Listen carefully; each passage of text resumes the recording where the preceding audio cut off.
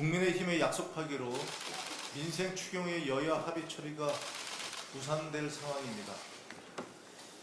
국무총리 인준 거부로 국정의 발목을 잡더니 이제는 민생의 발목을 잡고 있는 국민의힘의 행태가 참으로 아쉽습니다. 여야 합의 처리가 무산될 것 같습니다. 지난 과정을 되돌아보면 국민의힘의 약속하기는 이미 정해진 수순이었다는 의심을 지울 수 없습니다. 추경 심사를 위해서는 예결위원장을 선임해야 하는데 국민의힘은 법사위원장 등 상임위원장 배분 문제로 묵리를 부린 바 있습니다. 본격적인 추경 심사에 들어가자 국민의힘은 하루가 아닌 이틀 동안 종합정책 질의를 진행해야 한다며 회의를 파행시켰습니다. 국민의힘은 이틀의 질의를 보장하면 추경을 여야 합의로 처리하겠다고 약속한 바 있습니다. 민주당은 대승적견지에서 질의 일정을 하루에서 이틀로 늘려주었습니다.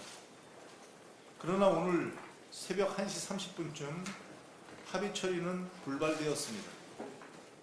민생경제 회복의 골든타임은 지금도 조금씩 흘러가고 있습니다. 민주당은 오직 국민, 오직 민생만 생각하겠습니다. 추경을 7월 국회로 넘기지 않을 것입니다. 오늘 본회의에서 민생경제 회복의 마중물이 될 추경을 통과시키겠습니다. 오후 본회의까지는 아직 시간이 좀 남아 있습니다. 이제라도 국민의힘의 각성과 결단을 마지막으로 촉구합니다. 외환죄 혐의가 드러나고 있는 윤석열을 당장 재구속해야 합니다.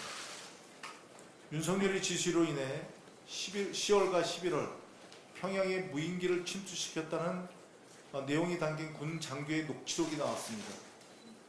처음 의혹이 제기됐을 땐 사실 쉽게 믿을 수 없었습니다. 외환죄는 국민에 대한 배신이자 국가에 대한 반역입니다. 만약 북한이 군사적으로 대응했다면 남북 간의 무력 충돌이 일어났을 것이고 대규모 재앙이 발생했을 것입니다. 그 피해는 말로 다 표현할 수 없습니다.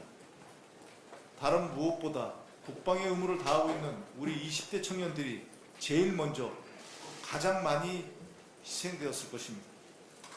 더 이상 무슨 이유가 필요합니까? 내란 속의 윤석열을 당장 재구속하십시오. 윤석열은 자신의 사익을 위해 군 통수권을 남용해서 국민의 생명을 위협하고 국가의 안위를 위태롭게 한 자입니다.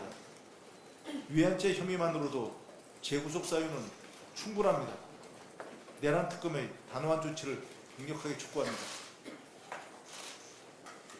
이재명 정부는 역시 일하는 정부입니다.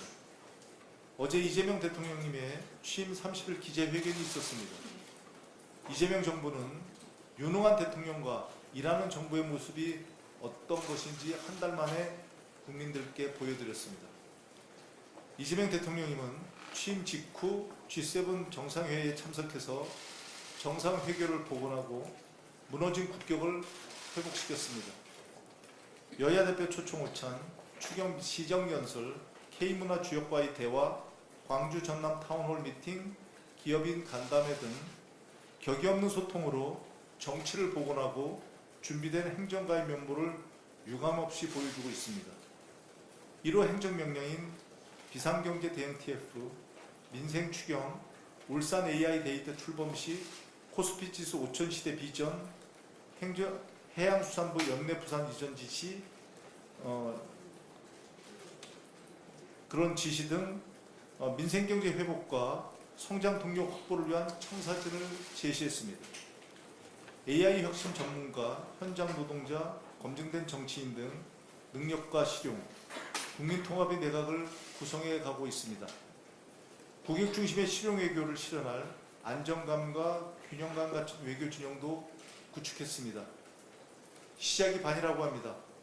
시작을 보면 끝을 알 수 있다고 합니다.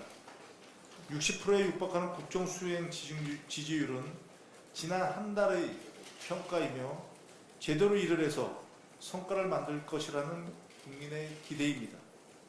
이재명 정부는 반드시 성공해야 합니다. 그것이 국민이 살고 대한민국이 사는 길입니다. 민주당은 이재명 정부와 국민의 성공을 위해 전력을 다하겠습니다. 이상입니다.